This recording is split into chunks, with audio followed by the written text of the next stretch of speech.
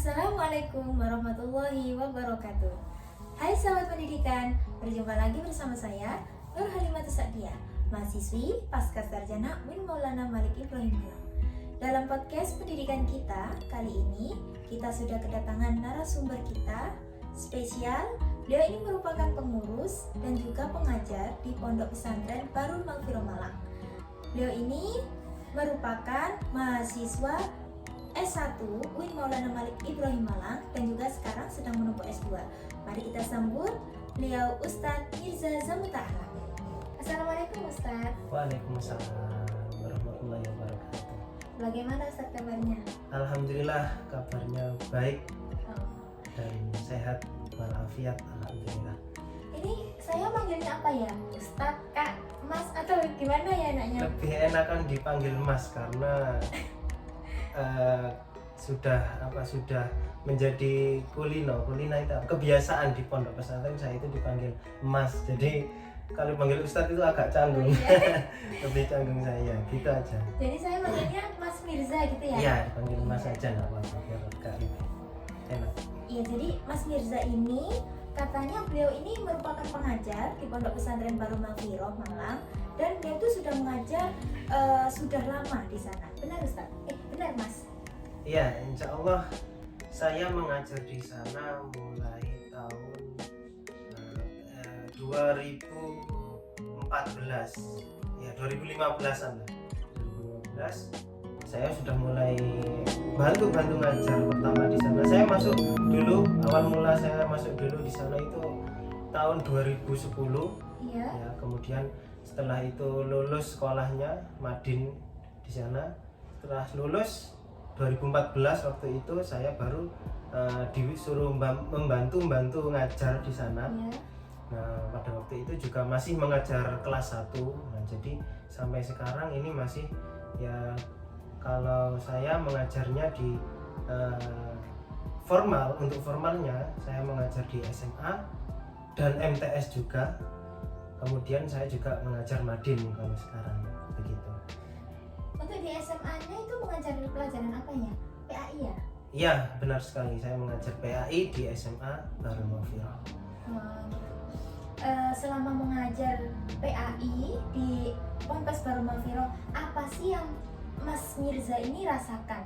Apakah ada kendala, tantangan kan mengajar di sekolah yang basisnya tidak pondok pesantren PAI itu dengan mengajar PAI di pondok pesantren itu kan pasti berbeda. Apa sih kira-kira tantangan sendiri untuk Mas Mirza?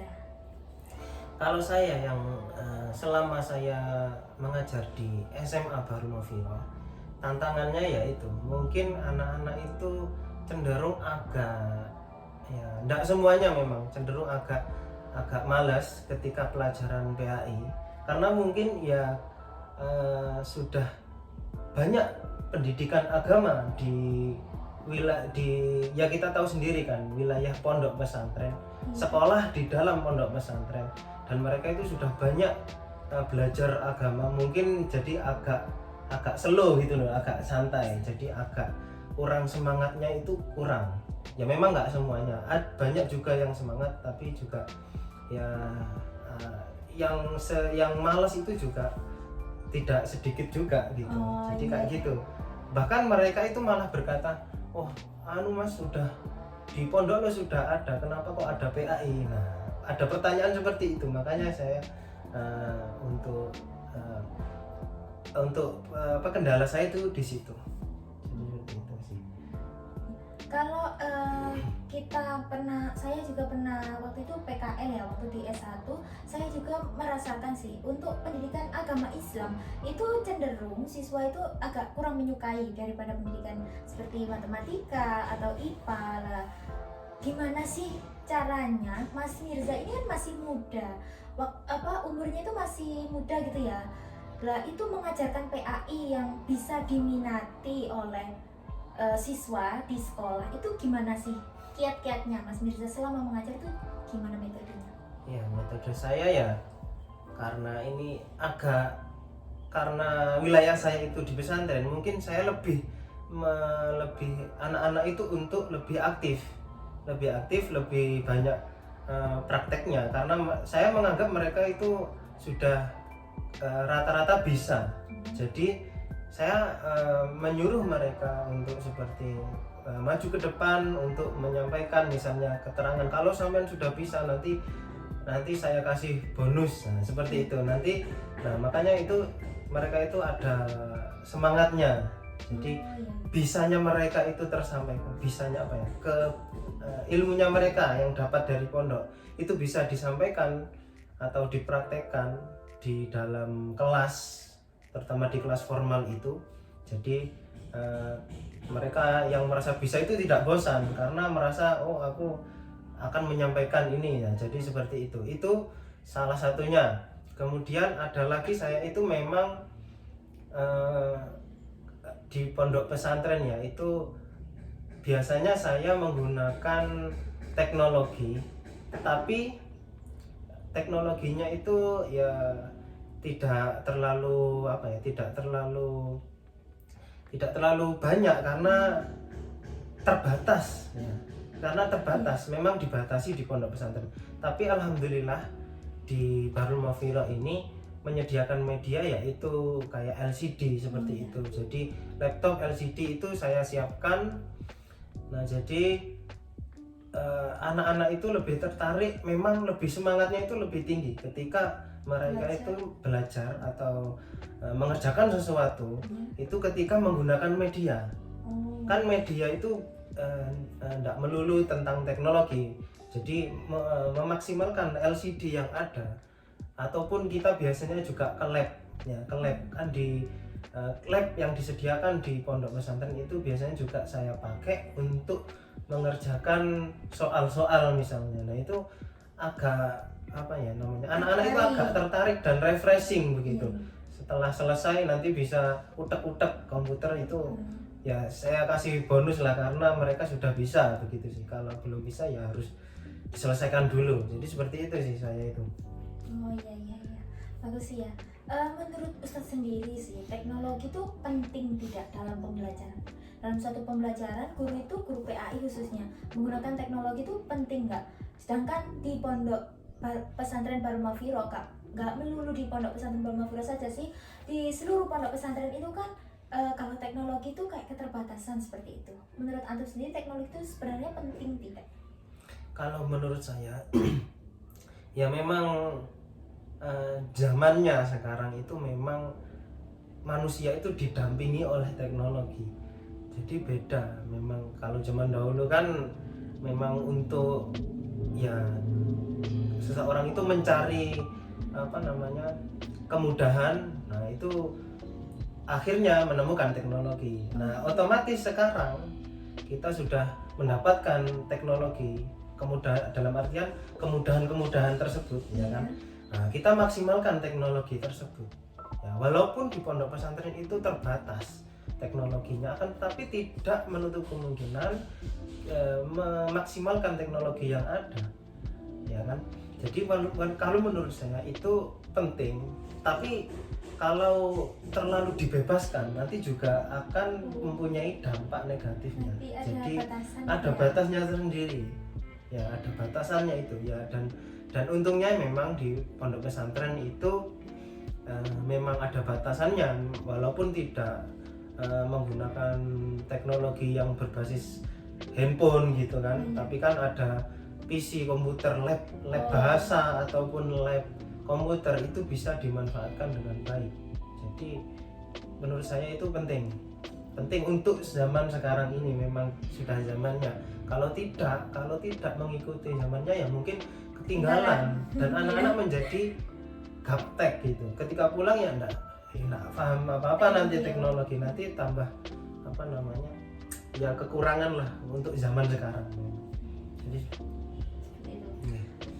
untuk teknologi sendiri kan siswa zaman sekarang itu lebih suka belajar pakai teknologi, lebih suka mencari informasi dari Google gitu, ada tugas Google apa-apa kayak Google, kayak udah guru itu kayak cuma sekedar menyalurkan informasi. Kadang juga kebanyakan guru itu nggak istilahnya orang Jawa itu nggak digatekno lah. Ya. Gimana sih caranya Mas Mirza ini menanggapi bagaimana peran guru sendiri, guru PAI khususnya, untuk menanamkan nilai-nilai kayak spiritual, keagamaan, kesopanan seperti itu di tengah berkembangnya teknologi saat ini?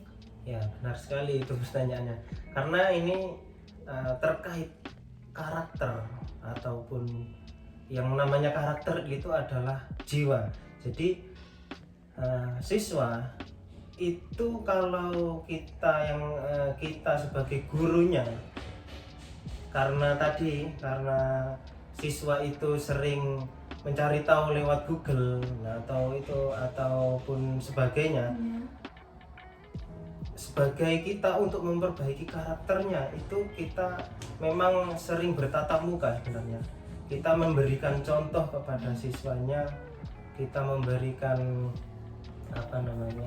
memberikan coro Arabnya itu uswah hasanah gitu kan, kalau guru PAI di pondok pesantren itu.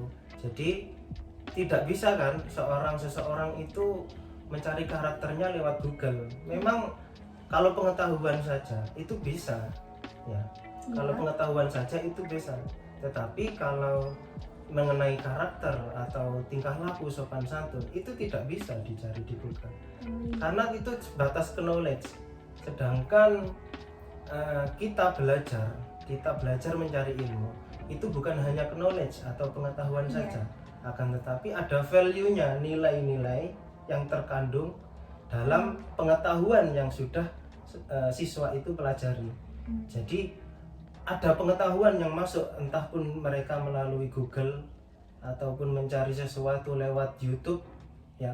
Ilmu pengetahuan masuk, tetapi value-nya, nilainya, prakteknya itu kita memberikan contoh atau langsung mempraktekannya. Coba sampean sudah mengetahui, misalnya sampean sudah mencari atau searching tentang keikhlasan misalnya, coba sampean praktekkan sekarang keikhlasan, ataupun atau ihsan juga misalnya.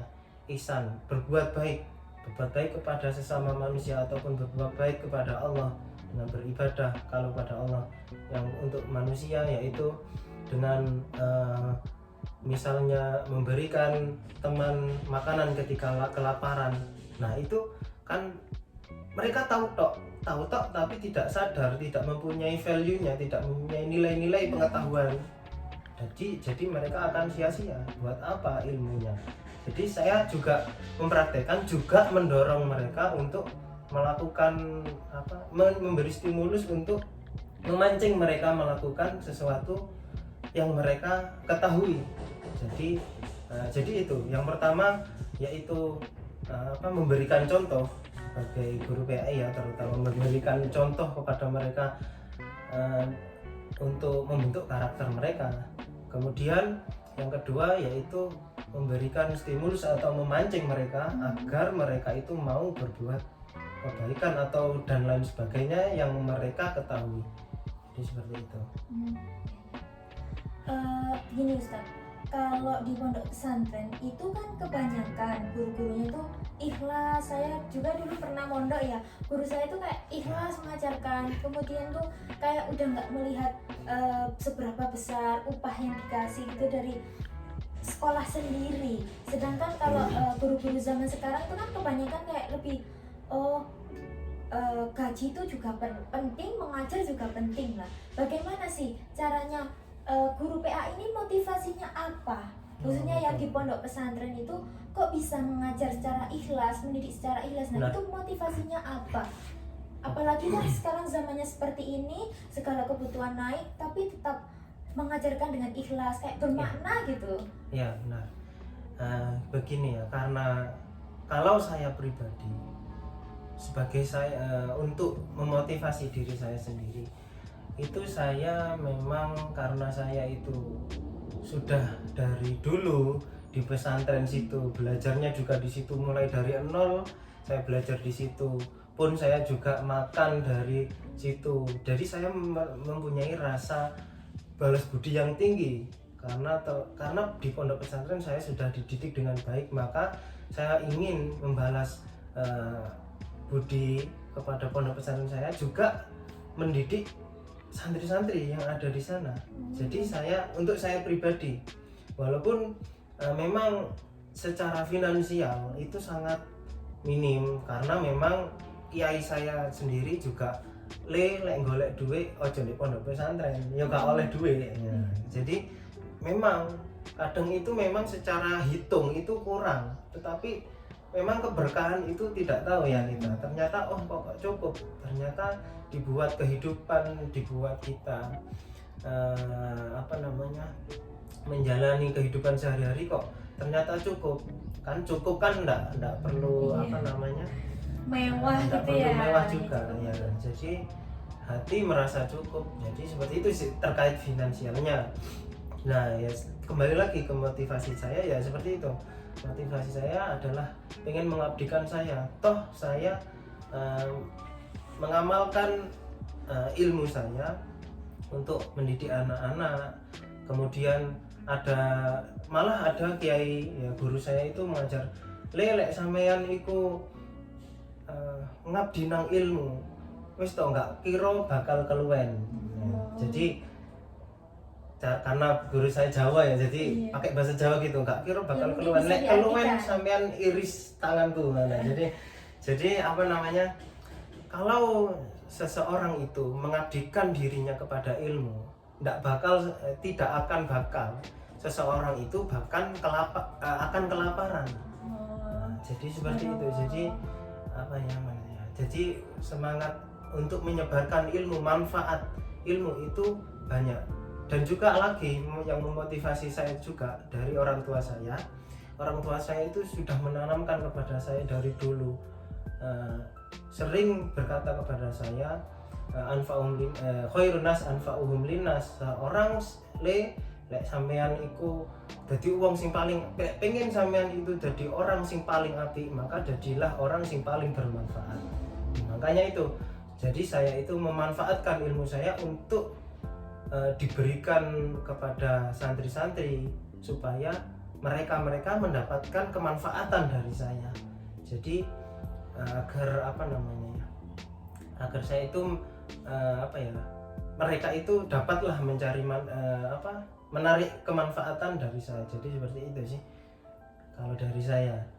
Ya, menurut siswa sendiri di Baruma Viro, Ustadz ini kan masih Ustadz muda, kemudian Mas Mirza ini mengajarnya itu disukai gitu sama siswa-siswa ya di sana. Lah itu bagaimana sih sekarang kiat-kiat Mas Mirza sendiri memberikan satu kata motivasi untuk guru-guru PAI di luar sana, bagaimana cara mengajar yang sesuai zaman sekarang tapi tetap bersama dengan sikap kesederhanaan yang Mas Mirza sendiri itu. Mungkin satu kata motivasi. Kalau saya ya, untuk semangat guru-guru yang ada di sana, memang siswa-siswa itu tidak perlu dikekang terlalu kekang gitu, gimana? Gitu ya? Iya, terlalu kaku gitu. Kalau saya nanti takut tambah mereka itu tidak mau mendekat kepada kita. Jadi saya itu ya ketika mengajar membuat mereka itu nyaman. Dalam artian bukan nyaman untuk leha-leha. Ya. Nyaman di dalam kita itu pembelajaran. Mereka nyaman kepada kita, otomatis mereka itu akan enjoy ketika bertanya itu enak, ketika nggak sungkan-sungkan, nggak wedi. Nah seperti itu. Terus mereka itu ketika ada masalah itu mereka mau mendekat, mau bertanya, karena merasa kita itu enak diajak ngobrol. Jadi seperti itu kalau saya ya. Kemudian apalagi ya, kita sebenarnya ya, kalau saya pribadi sebenarnya seorang yang memberikan atau menyampaikan kebenaran itu akan mudah diterima oleh setiap seseorang. Jadi tidak perlu ngoyo-ngoyo untuk dipaksa untuk mereka itu bisa gitu, enggak. Karena apa? Karena logikanya manusia itu akan selalu menerima kebenaran. Jadi tidak usah dipaksa pun mereka sebenarnya sudah menerima kebenaran, logika otaknya ya cuman otaknya itu sebenarnya menerima untuk kebenaran itu menerima, tapi hawa nafsu mereka, malas mereka, nah itu yang harus dikontrol. Kadang kan seorang guru kan tanya kepada siswanya, coba kalau misalnya sampean ngaplok misalnya atau mukul temannya, nah kan, ataupun sampean ketika waktu pelajaran sampean malas atau sampean tidur waktu pelajaran, itu benar atau salah? Secara otak seseorang itu pasti bilang ketika pelajaran tidur itu salah, pasti otak itu bilang gitu. Tapi karena mereka masih kecil ya, mungkin masih labil, nafsu malasnya itu tinggi, jadi nuruti nafsunya. Nah sebenarnya itu seperti itu. Jadi saya sebagai guru itu tidak terlalu ngoyo untuk memaksa mereka itu paham, karena sebenarnya logika otak itu seseorang manusia itu pasti menerima kebenaran ya. Jadi tak buat enjoy gitu lah. Bukan berarti kita enjoy itu bodoh amat, kan beda kan. Bodoh amat kan jarno biaran loh, nggak begitu. Tapi kita ada rasa peduli, tapi kita tidak ada rasa getun kalau siswa itu belum bisa. Kecewa ketika siswa itu belum bisa. Jadi makanya kita kalau saya ya enjoy walaupun siswa itu belum bisa, itu tidak apa-apa, karena ya memang kemampuannya itu sendiri-sendiri. Tetapi saya punya prinsip itu tadi, seseorang disampaikan logika seseorang akan selalu menerima sebuah kebaikan, sebuah kebenaran kayak gitu. Ya, demikian tadi penjelasan dan tanggapan dari Ustadz Mirza tentang peran guru PAI pada zaman sekarang ini. Beliau ini mengajarkan bagaimana kesederhanaan dan keikhlasan mengajarnya itu khususnya pada zaman sekarang, seperti itu. Oke teman-teman, sahabat media, sahabat pendidikan, terima kasih untuk podcast hari ini. Saya dan Ustadz Mirza mohon maaf apabila ada salah kata, kurang lebihnya wassalamualaikum warahmatullahi wabarakatuh.